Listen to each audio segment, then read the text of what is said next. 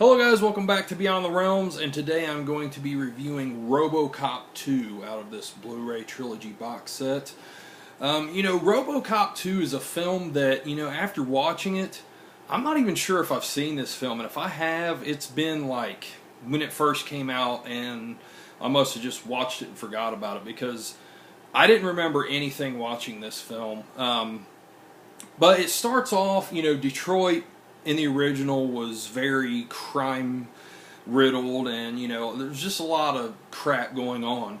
Well, in Robocop 2, it's gotten a lot worse, and I love the beginning of this film. It's showing crimes happen and just crap all over the city, and it's cool because one crime happens, this person takes off with the loot, then they're robbed, and they take off with the loot. It's showing, the whole crime process, which I thought was really neat. And, the reason why crime has gotten so bad is the police have went on strike. Their benefits and their pay have been cut. And, all along there is this guy named Kane who is manufacturing this new highly addictive drug called Nuke. And it's just all over Detroit. And also you have this woman named Dr. Juliet Fax, who is attempting to make Robocop 2 a new upgraded version of Robocop, because she considers the original Robocop to be obsolete, but she's not having a lot of luck along the way. And that's pretty much your basic setup for the story in this, and of course Robocop has to come in and save the city. I like this film, guys. I mean, it can't hold a candle to the original. I mean, that's just impossible. But, it's still a good film. It has a lot of script issues and story issues. It's not clearly as good as the first one, but it's still a good film, and I like a lot of the roles that people came back in this one from the first one. Of course you have Nancy Allen, I think, Ann Lewis. Yeah, Nancy Allen is Ann Lewis. She comes back. Peter Weller, of course, reprises his role as Robocop. And Alex Murphy, whatever you want to call him. The police sergeant, I can't remember his name. Robert DeCoy, Sergeant Reed, he comes back. You've got Dan O'Hurley as the old man, the guy that runs OCP. And there's some other familiar faces along the way too. But then of course you've got Belinda Bauer as Juliet Fox, or Fax, however you want to say. And you also got Tom Noonan that plays Kane, like the ultimate bad guy.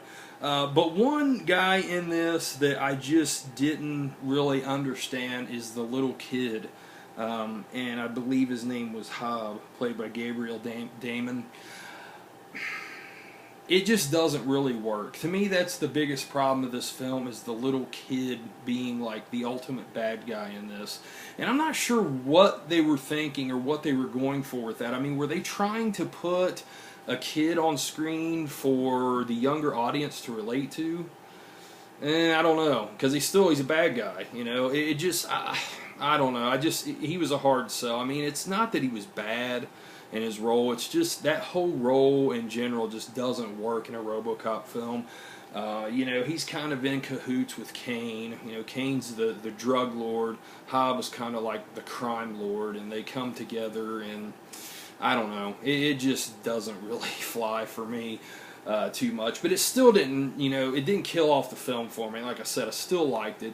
There's a lot of neat things in this. I think, first off, one of the big things I noticed right away is Robocop's suit is a lot better made in this one than the original. If you watched my review for the first one, I talk about, how his neck, how it's supposed to be metal and steel and plastic and all this stuff, and you can clearly tell it's rubber when it's up close. In this, it looks a lot more authentic. Like, everything they did around his head, they do a lot of really up-close shots without his helmet on, and the Robocop outfit looks really, really good in this. It's a definite upgrade from the original film. I love how, Robocop takes a lot of damage in this. There's one part where he gets blown completely apart, and he's just the upper half. I mean, he ripped his legs off and everything. And it's pretty cool animatronic work during that scene. You know, they've got him back at the lab. He's almost dying, and it's a fully animatronic half body, and it works pretty good. I mean, you could tell it's animatronic body, but it looks good though. And they actually matched up Peter Weller's face pretty good with him. And overall, you know, you could tell the film had a really good budget. You know, they didn't go cheap on it.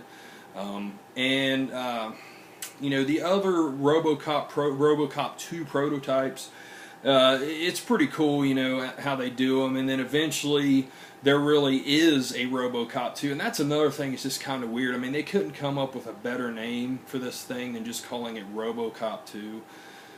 Yeah, I don't know. But anyway, Robocop 2, the robot in the movie, does show up in the movie Robocop 2. And he's much more bigger, much more stronger than the original Robocop. You know, and it's fully stop motion animation too.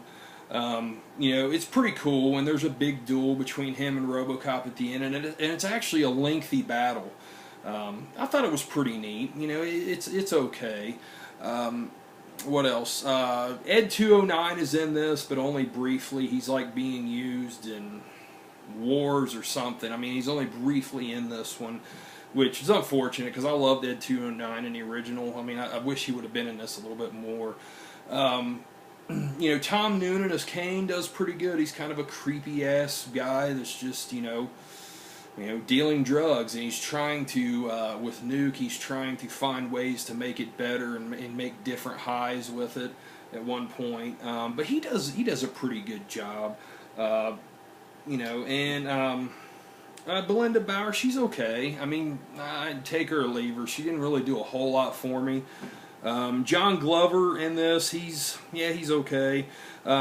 You know, but everybody else is pretty good. Not a bad cast, but you know, it just doesn't have the great bad guy antagonist cast like the first one does. That was one of the aspects I talked about that I think really makes the first film so great. One of many aspects that was kind of lacking in this. The script could have been a little bit tighter. It's a really good idea, you know, because all along, you know, with Detroit being so crime-riddled and everything, OCP is thinking about just totally buying out Detroit. You know, like they've done with several other corporations, you know. And another aspect of this is cool is it has, you know, the fake mock commercials, you know, the media break, news show within the movie. All of that's there, and the film starts off with a really cool with this guy breaking into a car. You know, the car straps him in and electrocutes him right there. You know, totally tongue-in-cheek, dark humor type stuff. It's all here in this one. But Robocop 2, guys, I'm going to give it a 7 out of 10. If you've never seen it, or it's been a very long time like it was for me, give it a go again. You know, you might enjoy it. You know, you just can't go into it expecting it to be as good as the first one, especially not top the first one. But it's still a fun film, guys. It's still a good one. Peter Weller's awesome. You know, but yeah, that's, and also I'll say real quick, the Blu-ray looks really, really good. It does look better than the first one. I'll give the picture quality probably a 7 out of 10 too. You know, not great. You know, it's not anything that's going to blow you away. It's not reference material, but it does look really good, and it is a step up from the first film. So that's Robocop 2, guys. I hope you all are doing well, and I will talk to you soon. Have a good one.